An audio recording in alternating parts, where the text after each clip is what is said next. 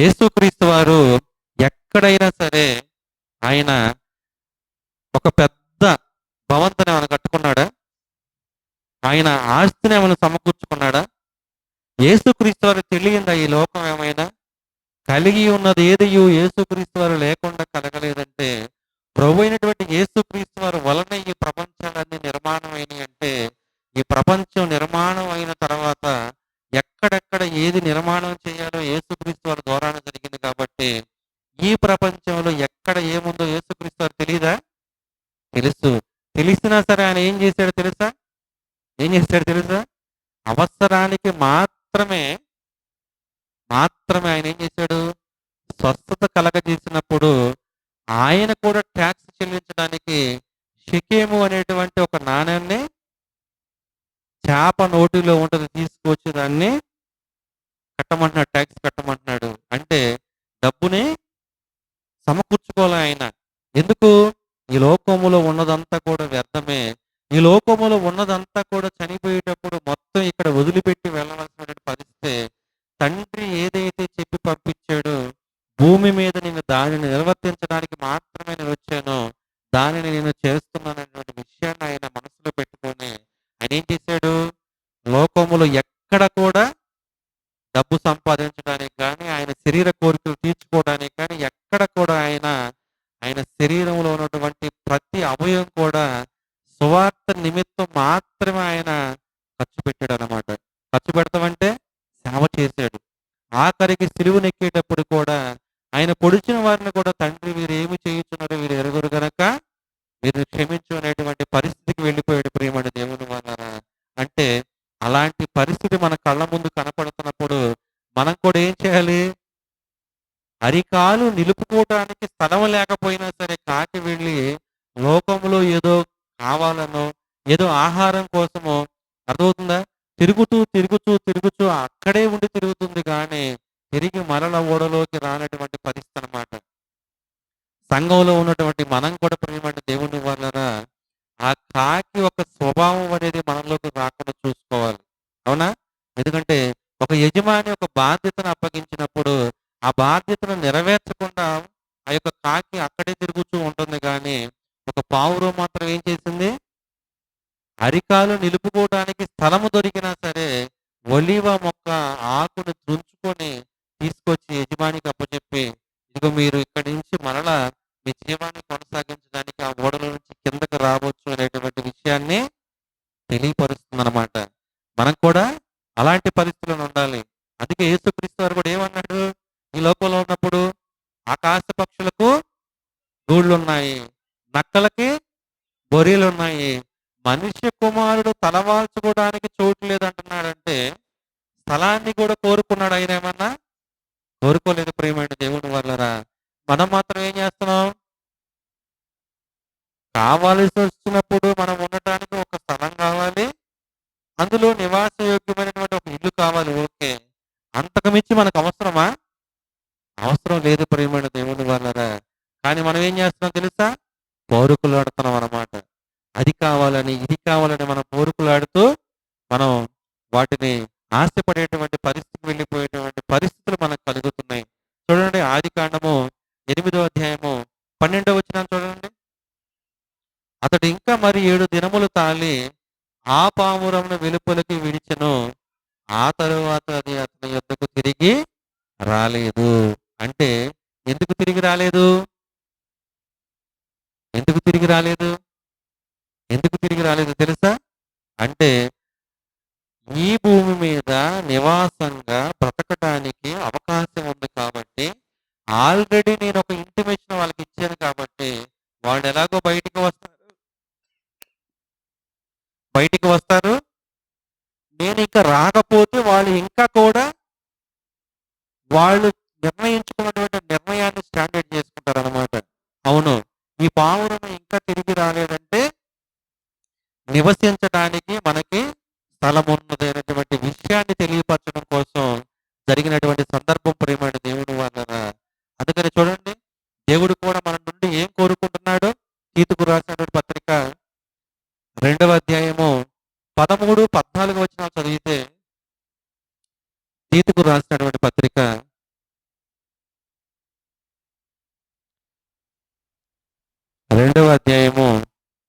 13-14 కనుక మహాదేవుడును మన రక్షకుడైన యేసుక్రీస్తు మహిమ యొక్క ప్రత్యక్షత కొరకు ఎదురు చూచుచు లోకములో, ఏ లోకంలో? ఈ లోకములో స్వస్థ బుద్ధితోనూ నీతితోనూ భక్తితోనూ బ్రతుకుచుండవలనని మనకు బోధించుచున్నది. చూసారా, దేవుడు వాక్యం మనల్ని ఎలా ఉండాలంటుంది? స్వస్థ బుద్ధిని కోరుకుంటుంది, నీతిని కోరుకుంటుంది, భక్తితోనూ బ్రతకాలని కోరుకుంటుంది. ప్రియమైన దేవుని వలన చూడండి, స్వస్థ బుద్ధి అంటే మనం సొంతగా నిర్ణయించినటువంటి ఆలోచనలు కూడా దేవుడు అనేటువంటి పదానికి మనం అర్థం తెలియనప్పుడు కూడా మన మనస్సాక్షి ఏదైనా తప్పు చేసినప్పుడు ఏం చేస్తుంది? గద్దిస్తున్న. ప్రియమైన దేవుని వలన మనస్సాక్షి మనల్ని గద్దిస్తున్నట్టే అర్థం ఏంటి? దేవుడు ఆయన మనకు తెలియనప్పుడు కూడా మనల్ని ఏం చేస్తున్నాడు తెలుసా? మనస్సాక్షి ద్వారా మనతో మాట్లాడుతున్నాడు. స్వస్థ బుద్ధి కలిగి మీరు ఏం చేయాలంటే, మనస్సాక్షి మిమ్మల్ని గద్దించినప్పుడు ఆ తప్పు చేయకుండా మీరు ఆగిపోవాలని దేవుడు మాట్లాడుతున్నాడు. అదవుతుందా? చాలా మంది ఏం చేస్తారు తెలుసా? ఇదిగో, దేవుడు వాక్యం తెలియకుండా ఎవరైతే ఉంటారో, రక్షణ భాగ్యంలోకి రాని వారు ఎవరైతే ఉంటారో, యేసుక్రీస్తు అనేటువంటి పదానికి, ఆయన ఇచ్చేటువంటి రక్షణ భాగ్యానికి అర్థం తెలియని వారు ఎవరైతే ఉంటారో, అసలు యేసుక్రీస్తువే తెలియనటువంటి వారు ఎవరైతే ఉంటారో, వారు ఎవరైనా చనిపోయారనుకోండి, ఆ చనిపోయిన వారికి తీర్పు ఎలా జరిగింది? అదవుతుందా? అంటే దేవుడు మనిషి హృదయములో ఎక్కడైతే మనస్సాక్షిని పెట్టాడో, ఆ మనస్సాక్షి గద్దించినా సరే మీరు తప్పు చేస్తున్నారనుకోండి, ఆ మనస్సాక్షి రేపు ఏం చేస్తుంది? తీర్పులోకి సాక్ష్యంగా నిలబడుతుంది. ప్రేమని దేవుని వలన మరి మనకైతే మనం వింటున్నటువంటి వాక్యం ఏదైతే ఉందో, ఈ వాక్యమే మనల్ని ఏం చేస్తుంది? తీర్పులోకి తీసుకొస్తుంది. అదవుతుందా? అంటే యేసుక్రీస్తు వారు తెలియని వారికి ఎక్కువ శిక్ష ఉంటుందా? తెలిసి తప్పు చేసే వారికి ఎక్కువ శిక్ష ఉంటుందా? తెలిసి కూడా తప్పు చేసే వారికి ఎక్కువ శిక్ష ఉంటుంది. జాగ్రత్త అని చెప్పి స్వస్థ బుద్ధితోనూ నీతితోనూ భక్తితోనూ బ్రతకాలి అని దేవుడు వాక్యం మనకు బోధిస్తున్న ప్రియమైన దేవుని వలన. కానీ మనం ఏం చేస్తున్నాం తెలుసా? అలవాటు అయిపోయినటువంటి ప్రాణాలలాగా. అదవుతుందా? ఎండాకాలంలో కూడా కూలింగ్ వాటర్ తాగి జలుబు దగ్గులు వస్తాయి తెలుసా? వానాకాలంలో రావాల్సిన జలుబు దగ్గులు ఎప్పుడు వస్తున్నాయి? ఎండాకాలంలో వస్తున్నాయి. ఈ ఎండాకాలంలో ఈ 2 నెలలు కూడా అందరికీ జలుబు దగ్గులే. అసలు ఎండాకాలంలో జలుబులు దగ్గులు రావటం ఏంటి? డ్రింకులు తాగి, కూలింగ్ వాటర్ తాగి, అవసరమైతే ఫ్రిడ్జ్లు కొనుక్కొని డబ్బాలు పెట్టుకొని, ఏసీలు కొనుక్కొని ఎదురుగా మనిషి మొహం మీద పడేలాగా పెట్టుకోవటం. దానివల్ల ఏమవుతుంది? నిమ్ము, జలుబు దగ్గులు. అర్థమవుతుందా? అంటే ఏంటి? మనం చెయ్యకూడని పనులు కూడా మనం ఏం చేస్తున్నాము? చేసి అనవసరంగా మన అనారోగ్యాలు తెచ్చుకుంటున్నాం ప్రియమైన దేవుని వలన. చక్కగా ఒక కుండ కొనుక్కొని ఆ కుండలో నీళ్లు పోసుకొని తాగితే చల్లకుండవా? ఉంటాయా లేదా? ఆరోగ్యానికి మంచిదా లేదా? కానీ ఆ కుండ మాత్రం మనం బేరం ఆడతాం. ఒక 10 రూపాయల కాడ, ఒక 20 రూపాయల కాడ మన తేడా పడింది. ఆ కుండను కొంటాం మనం మానేసేస్తాం ప్రియమైన దేవుని వలన. ఎలాగో మనం మంగళగిరిలో కుండ కొనుక్కురాము, ఇంటి దగ్గర కుండ అమ్మడానికి వచ్చినటువంటి ఆయనతో బేరం ఆడి ఆ 20 రూపాయలు 10 రూపాయల కాడ కుండను పంపించేస్తాం. చక్కగా ఫ్రిడ్జ్లో డబ్బాలు పెట్టుకొని మంచినీళ్ళు తాగుతాం. అవునా?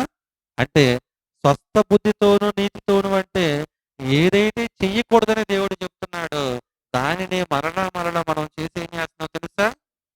మన విశ్వాస జీవితంలో పరిశుద్ధతను కోల్పోయేటువంటి పరిస్థితికి వెళ్తున్నాం ప్రియమైన దేవుని వలన.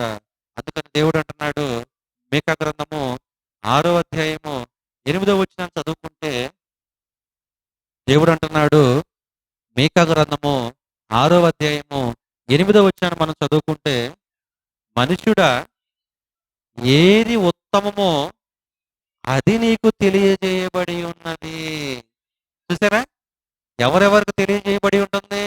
ఇదిగో, ఈ పరిశుద్ధ గ్రంథమైనటువంటి బైబిల్ చేతబట్టిన వారికి తెలుస్తుంది.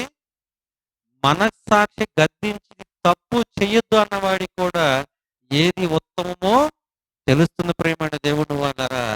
ఆ తెలిసిన వారిని అంటున్నాడు, మీకు ఆల్రెడీ తెలియజేయబడి ఉన్నది. అయితే దేవుడు ఏం కోరుకుంటున్నాడంటే, న్యాయముగా నడుచుకొనుటయు, కనికరమును ప్రేమించుటయు, దీన మనస్సును కలిగి ఉండుటయు, నీ దేవుని ఎదుట ప్రవర్తించుటయు, ఇంతే కదా యెహోవా నిన్ను అడుగుచున్నాడు. చూసారా?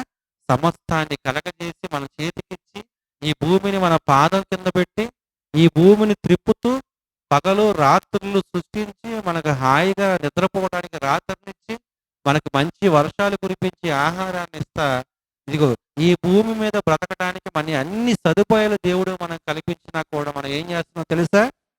న్యాయముగా నడుచుకోవటం మానేసాం. ఎదుటి వారి మీద కనికరాన్ని చూపించడం మానేసాం. దీన మనసు కలిగి ఉండడం అస్సలు మానేసాం. దీన మనసు ఎవరు కలిగి ఉంటారు? ఎవరైనా ఒక మాట అంటే మనం ఊరుకుంటామా? మాటకు మాట అప్పజెప్పేంత వరకు ఆ టైం ఎప్పుడు వస్తుందని మనం ఏం చేస్తాం? వారి దగ్గరే తిరుగుతూ ఉంటాం. ఎందుకు? సమయం రావాలి కదా. మనకెందుకు లేని పక్కన వెళ్ళిపోయాం అనుకోండి, తిరిగి మాటకు మాట మనం అంటించడానికి సమయం దొరికిద్దా? దొరకదు ప్రియమైన దేవుని వల్లరా. ఎక్కడ సమయం దొరికిద్దో అని మనం వారి దగ్గర తిరుగుతూ ఉంటాం. సమయం దొరికినప్పుడు ఆ మాటకు మాట మనం ఏం చేస్తాం? అంటించేస్తాం. అదే దేవుడైతే, తండ్రి వీరు ఏమి చేయుచున్నారో వీరు ఎరగరయ్యా, వీరిని క్షమించయ్యా అని చెప్పి ఆయనను బాధ పెట్టిన వారిని కూడా క్షమించమని ప్రభు అయినటువంటి యేసుక్రీస్తు వారు తండ్రిని బ్రతిమలాడుకుంటున్నాడంటే, ఆయన బ్రతిమలాడబట్టి ఈ రోజు మనం ఇక్కడ హాయిగా కూర్చొని వాక్యాన్ని వింటున్నాం. హాయిగా కూర్చొని ఇళ్లలో మనం మన పనులు కొనసాగించుకుంటున్నాం. మన జీవనాన్ని మనం కొనసాగించుకుంటున్నాం. అవునా కాదా? ఇలాంటి పరిస్థితులు మనం ఆలోచించుకుంటే ప్రియమైన దేవుడు వాళ్ళరా, దేవుడు మనకు ఎన్నో చేసి ఈ భూమి మీద మనల్ని సృష్టించి మంచి ఆయుష్నిచ్చి, మంచి ఇల్లు ఇచ్చి, మంచి కుటుంబాన్ని ఇచ్చి, మంచి భవిష్యత్తుని ఇస్తే మనం మాత్రం ఆ లోకాశల్లోకి వెళ్ళిపోతున్నాం. ఆ నేత్రాశలు, ఆ జీవపు డమ్మములు, ఇంకా శరీరాశి మనం నెరవేర్చుకోవడానికి మనం ఏం చేస్తున్నాం తెలుసా? న్యాయాన్ని త్రిప్పుతున్నాం. కనికరాన్ని చూపించేటువంటి పరిస్థితి లేదు. నీకు ఏ ప్రాబ్లం ఉన్నా సరే, ఎంత బాధ ఉన్నా సరే, అయ్యో అలా జరిగిందా అని పక్కకి వెళ్ళిపోతున్నాం. కానీ అలా జరిగిన వారికి మనం ఏదైనా సహాయం చేద్దాం అనేటువంటి ఆలోచన కూడా రావట్లేదు. చూసారా? అలాగే యెహోవా ఏం కోరుకుంటున్నాడు? న్యాయముగా నడుచుకుంటయు, కనికరమును ప్రేమించుటయు, దేన మనస్సును కలిగి ఉండమని దేవుడు ఇంతే కదా కోరుకుంటుంది.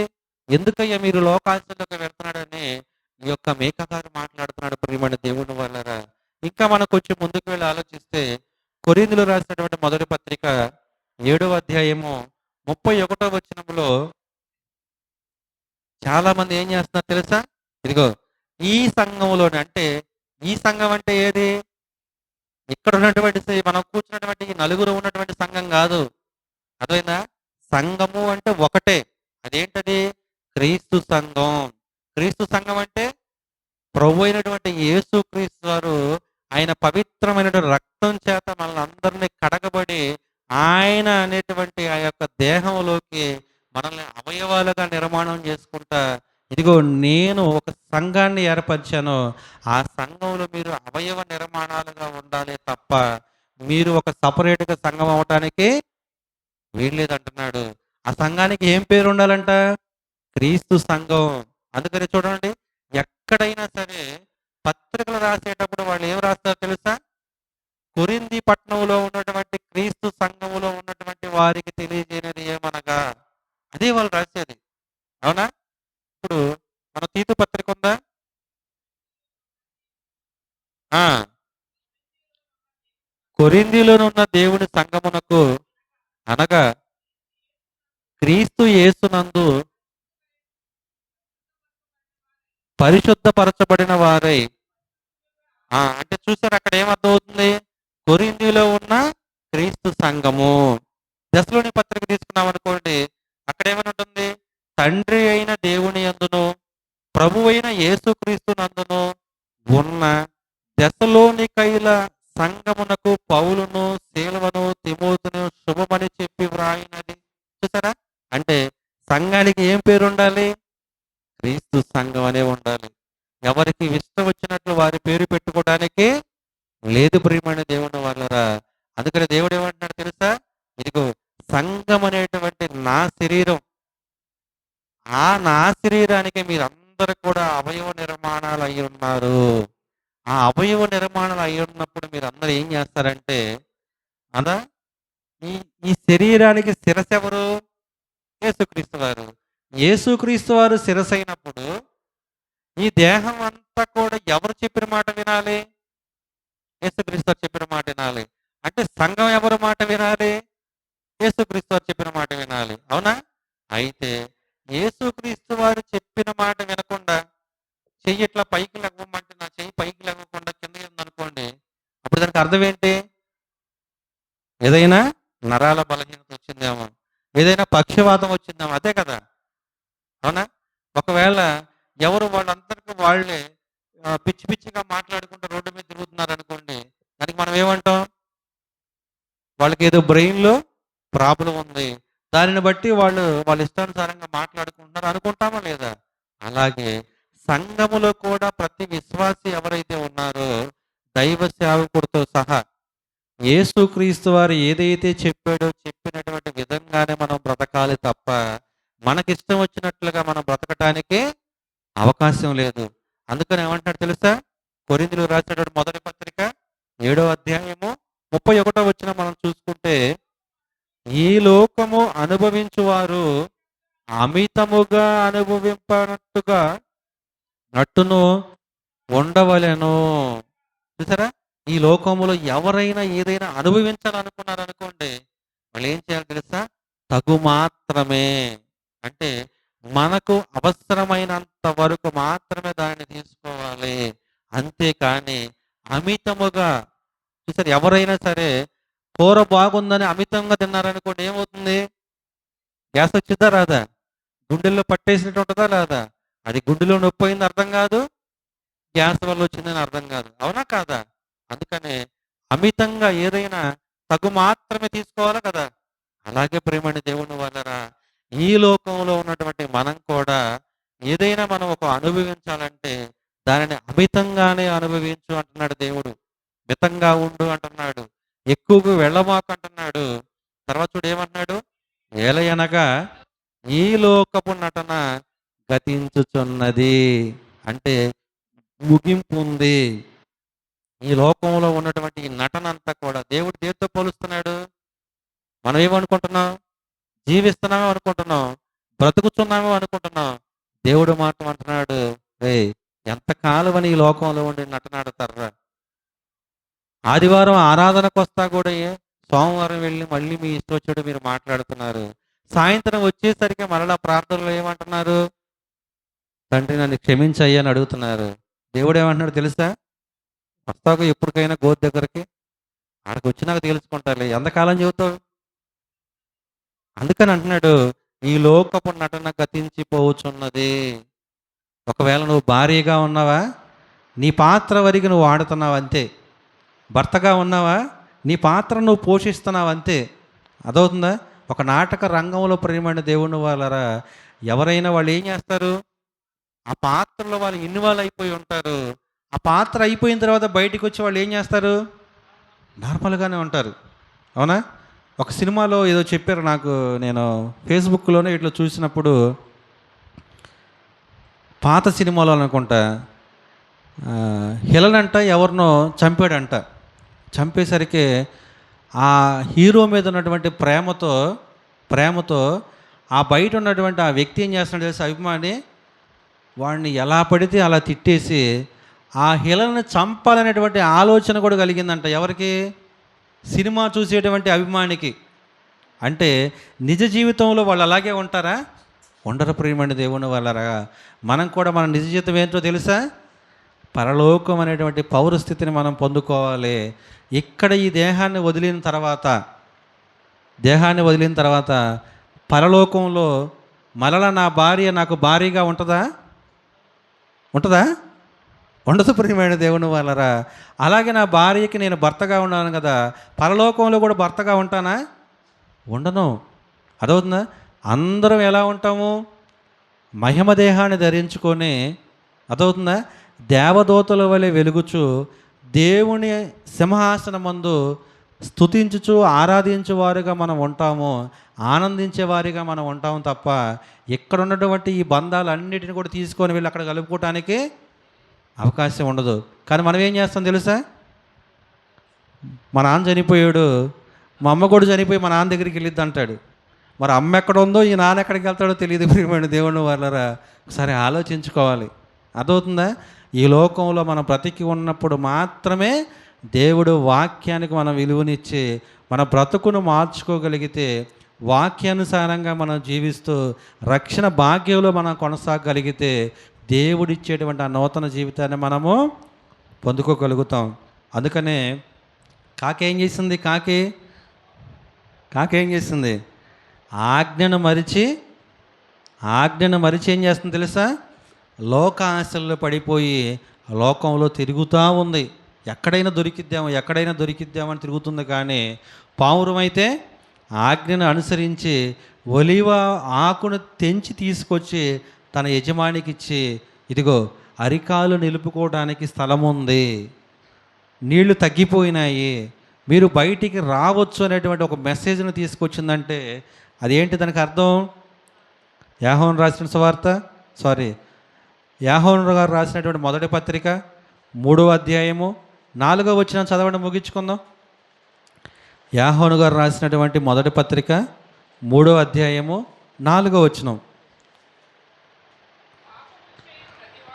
పాపము చేయు ప్రతివాడును ఆజ్ఞను అతిక్రమించును. చూసారా?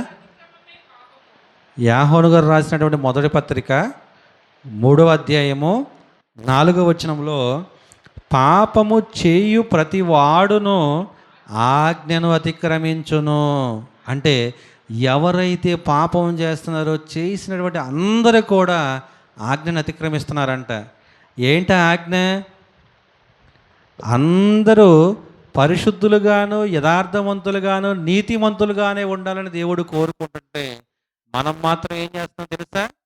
దానిని ప్రక్కన పెట్టి లోకంలోకి వెళ్ళిపోయి అపవిత్రతను తెచ్చుకొని మన శరీరాన్ని మలినం చేసుకొని మన హృదయాన్ని మలినపరుచుకొని మనం దేవుడికి విరోధముగా పాపము చేసిన వారిగా నడుచుకుంటున్నాం అన్నమాట. అందుకని దేవుడు ఏమంటున్నాడు తెలుసా? ఆజ్ఞ అతిక్రమమే పాపము. ఆజ్ఞ అతిక్రమమే పాపము. ఎవరైతే యేసుక్రీస్తు వారిని సొంత రక్షణగా అంగీకరించి తప్పులు ఒప్పుకొని బాప్తిసం ద్వారా రక్షణ పొందుకుంటారు, వారికి నిత్య జీవాన్ని నేను అనుగ్రహిస్తాననేటువంటి ఆజ్ఞ ఇచ్చింది ఎవరు? దేవుడు. అర్థమవుతుందా? మరి దేవుడు ఆజ్ఞ ఇచ్చినప్పుడు ఈ వాక్యం విన్న తర్వాత కూడా ఆజ్ఞ అతిక్రమించారనుకో ఏమవుతుంది? అది పాపం కిందకి వెళ్ళిపోతుంది. ఇప్పుడు మనకి శిక్ష ఎలా పడుతుంది? మనం చేసినటువంటి తప్పులకు శిక్ష పడుతుందా? దేవుడు ఇచ్చినటువంటి ఆజ్ఞను పాటించకపోవడం వల్ల శిక్ష పడుతుందా? దేవుడు అవకాశాన్ని ఇచ్చిన తర్వాత ఇచ్చినటువంటి అవకాశాన్ని పొందుకోలేకపోతే దీని వలన కూడా శిక్ష ఖరారైద్దని ఒకసారి మనకి జ్ఞాపకం చేసుకుంటూ మీ అందరికీ తెలియపరుస్తూ నా మాటలు ముగిస్తున్నాను. ఓకేనా? మరి మీరు కాకిలాగా ఉంటారు, పావురములాగా ఉంటారు ఆలోచించుకొని కుటుంబంలో కానీ సంఘంలో కానీ మీరు బయట ఉన్నా కానీ ఎక్కడ ఉన్నా కూడా మీరు మనస్సును మీరు పవిత్రపరచుకునే విధంగా దేవుడు ఇచ్చేటువంటి ఏదైతే మనకి ఆజ్ఞలు ఉన్నాయో ఆజ్ఞలు పాటించే విధంగా మనం అందరం కూడా పరిశుద్ధులుగాను, యథార్థవంతులుగాను, నీతిమంతులుగాను ఉండాలని ప్రభువు పేరిట మీకు అందరికీ మనవి చేసుకుంటూ నా మాటలు ముగిస్తున్నాను. మరి రొట్టె ద్రాక్ష రసంలోకి వెళదాం.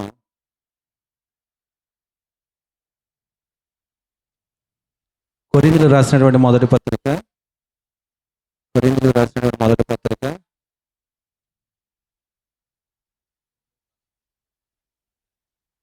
మొదటి పత్రిక